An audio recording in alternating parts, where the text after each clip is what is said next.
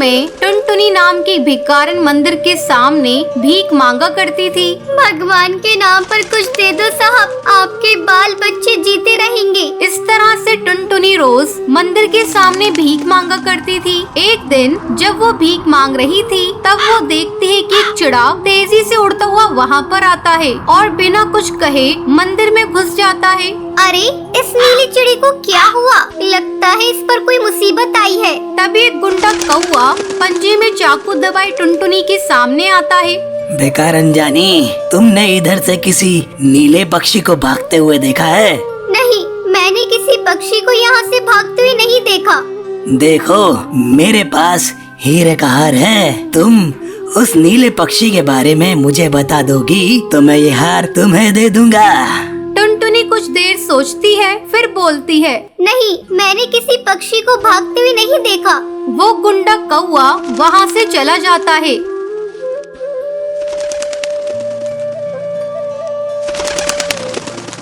तब वो नीला पक्षी टुनटुनी के पास आकर उसकी जान बचाने के लिए उसे धन्यवाद करता है।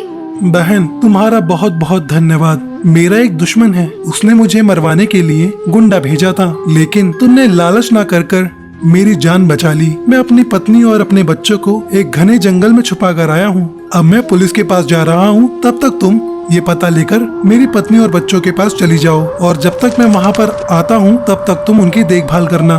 ऐसा कहकर वो चिड़ा वहाँ से चला जाता है। तब टुनटुनी उस नीले पक्षी की बताई हुई जगह पर पहुँच जाती है।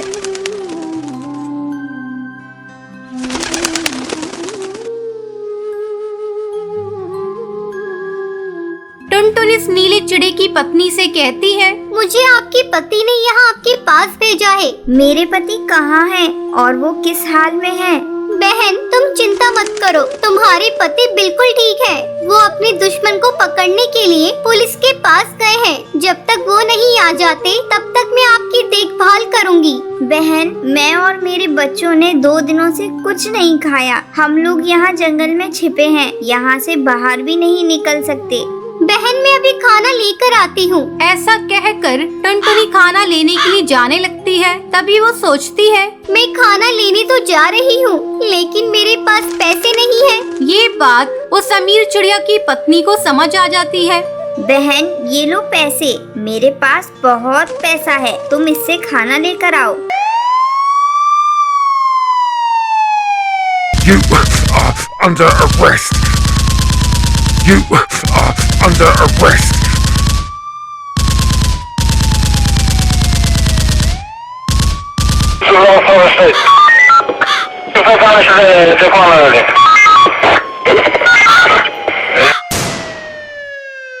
थोड़ी देर बाद टुनटुनी सभी के लिए खाना लेकर आती है।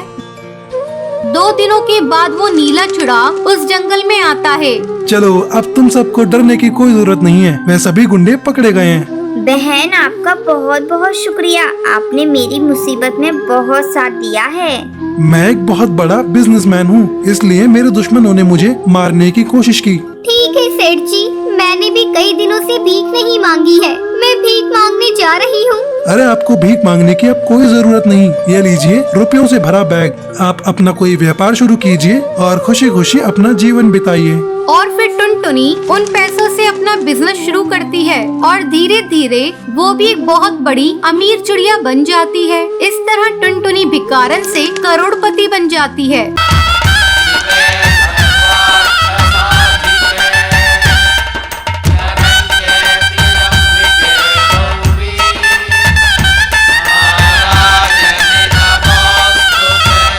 चंदनवन के जंगल में चिंकी नाम की चिड़िया अपने माँ बाप के साथ रहती थी। चिंकी का रंग काला था। उसके माँ बाप उसे ताने दिया करते थे, माँ, ये लो पानी, आज गर्मी ज्यादा है, तुम बाजार से आई हो ना तो प्यास लग गई होगी। ला दे, जाकर घर के काम देख। ठीक है माँ, मैं अभी जाती हूँ। अरे भगवान, इसके चेहरे पर लगाने के लिए क्रीम लाई भी हो या नहीं? क्रीम? कैसी क्रीम? गोरा बनाने वाली क्रीम। इसका रंग काला है और मुझे यही चिंता सता रही है। ये अभी तो बच्ची है और बड़े होने पर कौन इससे शादी करेगा? हाँ जी, मुझे भी यही चिंता सताई जा रही है। इसका रंग इतना काला है जबकि इसके लिए कोई क्रीम बनी ही नहीं है। मेरी सहेली जब जब इसको देखती है तब तक मेरा मजाक उड़ाती है, इसलिए कहीं भी इसे लेकर साथ नहीं जाती। ये सब सुनकर चिंकी चिड़िया रोने लगती है।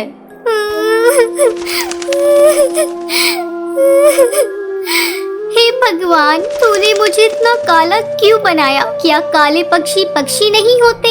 मेरे माँ बाप मुझसे नफरत करते हैं। अगर उनको मुझसे इतनी ही नफरत करनी थी तो क्यों नहीं मुझे जन्म के वक्त ही मार दिया उन्होंने? तभी चिंकी की माँ उसे आवाज लगाती है। अरे करमचली, कब खाना बनाएगी? शाम होने को आई है और तू घोंसले में बैठी आराम फरमा रही है। आ रही हूँ माँ। चिंकी खाना बनाने लगती है। इसी तरह चिंकी सबके ताने सुनकर बड़ी हो जाती है। एक दिन चिंकी के पिता उसकी माँ से कहते हैं, बड़ी मुश्किल से चिंकी के लिए एक रिश्ता मिला है। लड़के की उम्र थोड़ी ज्यादा है, लेकिन उसके पास बहुत पैसा है। चिंकी उसके घर जाएगी तो राज करेगी राज। ऐसा रिश्ता बार बार नहीं मिलेगा। टूनी चिंकी के पास जाकर उसे सारी बात बताती है। चिंकी, अपने चेहरे को जरा ठीक ठाक करके रखा कर। तेरे पापा ने तेरी शादी तय कर दी है। जल्दी ही हम तेरी शादी कर देंगे। लेकिन माँ, मेरी तो अभी पढ़ाई पूरी भी नहीं हुई है। कम से कम मुझे कॉलेज की पढ़ाई तो पूरी कर लेने दी होती। मैं ये शादी अभी नहीं करूँगी। तुम पापा से कह दो, पहले मैं अपनी कॉलेज की पढ़ाई पूरी करूँगी, फिर उसके बाद शादी करूँगी। ये तू क्या कह रही है चिंकी? तुझे पता है ना, तेरे पापा की बात पत्थर की लकीर होती है और मुझे भी ये रिश्ता मंजूर है। तुझे पता भी है लड़का कितना अमीर है। तू रानी बनकर रहेगी। माँ, मुझे पैसे का क्या करना? मुझे पढ़ लिख कर IAS ऑफिसर बनना है। माँ, तुम किसी तरह पापा को समझाओ ना। चिंकी की माँ उसकी एक नहीं सुनती। अगले दिन लड़के वाले चिंकी के घर आते हैं। लड़के की माँ कहती है, बहन जी, अपनी लड़की को बुलाइए। अभी बुलाती हूँ बहन जी। चिंकी, ओ चिंकी, जल्दी से चाय लेकर आ। चिंकी चाय लेकर वहाँ आती है। ये देखिए बहन जी, आ गई हमारी बेटी चिंकी। ये क्या बहन जी, आपकी बेटी तो बहुत काली है। मुझे इस काली लड़की से अपने बेटे की शादी नहीं करनी। माँ, मुझे काली और गोरी चिड़िया से फर्क नहीं पड़ता। मुझे बस पढ़ी लिखी चिड़िया चाहिए। मुझे चिंकी पसंद है। ठीक है बेटा, जब तुझे शादी मंजूर है तो। और जल्दी शादी की तारीख तय हो जाती है। और एक दिन चिंकी के घर बारात आती है। फिर धूमधाम से चिंकी की शादी उस कबूतर से हो जाती है।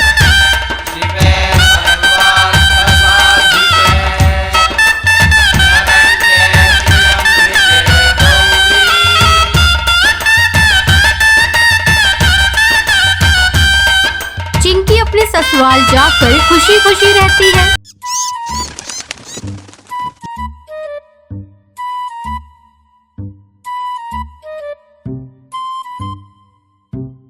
एक जंगल में टुनटुनी अपनी माँ टूनी और अपने पिता टुन्नू के साथ रहा करती थी। टुनटुनी बहुत ही पढ़ी लिखी थी और समझदार भी। जैसे जैसे टुनटुनी बड़ी हो रही थी, उसके माता पिता उसकी शादी की चिंता करने लगे थे। एक बार टूनी टुन्नू के साथ बैठकर बात कर रही होती है। सुनो जी, बेटी की शादी की चिंता है भी या नहीं? झाड़ जैसी लंबी हो गई है, उसकी शादी भी तो करनी है। कुछ इसके बारे में सोचा भी है या नहीं? अरे ये भी कोई सोचने की बात है। मेरी बेटी सुंदर है, सुशील है और साथ में पढ़ी लिखी हुई है। उसके लिए तो हजारों पक्षियों के रिश्ते आएंगे। तभी वहाँ टुनटुनी आ जाती है और बोलती है, सही कहा पापा आपने। अभी तो मैं छोटी हूँ और इतनी भी जल्दी क्या है मुझे घर से भेजने की। और वैसे भी मुझे आजकल के फुकरे चिड़े पसंद नहीं है। तो पापा रहने दो और आप माँ को थोड़ा समझा दो। तुम दोनों बाप बेटी से तो बोलना ही बेकार है। उड़ा लो मजाक, जा रही हूँ मैं। टूनी गुस्से से वहाँ से चली जाती है। ऐसे ही कुछ दिन गुजर जाते हैं। एक दिन टुन्नू टूनी के पास जाता है और उससे बोलता है, अरे ओ भगवान, आज मैं तुम्हारे लिए ऐसी खबर लेकर आया हूँ जिसे सुनते ही तुम उछल पड़ोगी खुशी से। क्या जी, ऐसे पहेली क्यों बुझा रहे हो? जो भी बोलना है साफ साफ बोलिए। अरे भाग्यवान, क्यों इतना गुस्सा कर रही हो? ये देखो, चिड़ा की तस्वीर है हमारी बेटी टुनटुनी के लिए। और हाँ, मुझे तो ये चिड़ा बहुत पसंद है, तुम भी देख लो। अरे हाँ जी, ये चिड़ा तो बहुत सुंदर है। हमारी टुनटुनी के लिए ये चिड़ा बहुत अच्छा रहेगा। कौन है ये चिड़ा? भाग्यवान, ये मेरे दोस्त का बेटा है। बहुत बड़ा सिविल इंजीनियर है। नदी पार जंगल में सारे परिंदों के घोंसले इसी ने बनाए हैं। मैं चाह रहा हूँ कि इसी से टुनटुनी की शादी कर दूं। तुम्हें तो पसंद आया ना? हाँ जी, क्यों नहीं, जल्दी से करा दीजिए इसी से बस। टुनटुनी की शादी टुन्नू के दोस्त के बेटे बंटी कबूतर के साथ तय हो जाती है। कुछ दिनों में टुनटुनी की शादी का दिन आ जाता है। घर के सभी लोग अपने अपने कामों में बहुत ही बिजी दिखाई देते हैं। टुनटुनी भी खूब सज संवर रही होती है। कुछ ही घंटों में लड़की वाले भी बारात के साथ आ जाते हैं। दुल्हन तैयार रहती है। मंडप में कबूतर को बिठाया जाता है और कुछ ही मिनट में दुल्हन भी आ जाती है। शादी स्टार्ट हो जाती है। तभी शादी के बीच में ही बहुत जोर का तूफान और बारिश आ जाती है। सभी इधर उधर लग जाते हैं और कुछ ही मिनटों में पूरा जंगल पानी से भर जाता है। सभी पक्षी इधर उधर उड़कर अपनी जान बचा रहे होते हैं।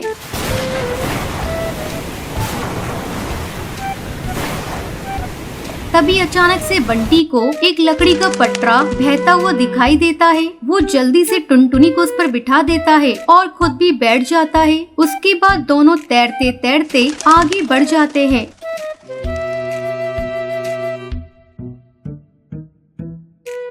लकड़ी के पटरे पर बहुत दूर आगे जाने पर उन्हें एक नाव नजर आती है। वो दोनों उसके पास जाते हैं और बंटी उस नाव की सहायता से सभी की हेल्प करता है और सभी पक्षियों को भी बचा लेता है और साथ में अपने अपने माता पिता और सास ससुर की भी जान बचाता है। बंटी कबूतर की बहादुरी देखकर टुनटुनी बहुत खुश होती है और मन ही मन उससे प्यार करने लग जाती है। कुछ दिनों बाद पानी सूख जाता है। जंगल में फिर से बाढ़ आ जाती है और उन दोनों की शादी बहुत ही धूमधाम से हो जाती है।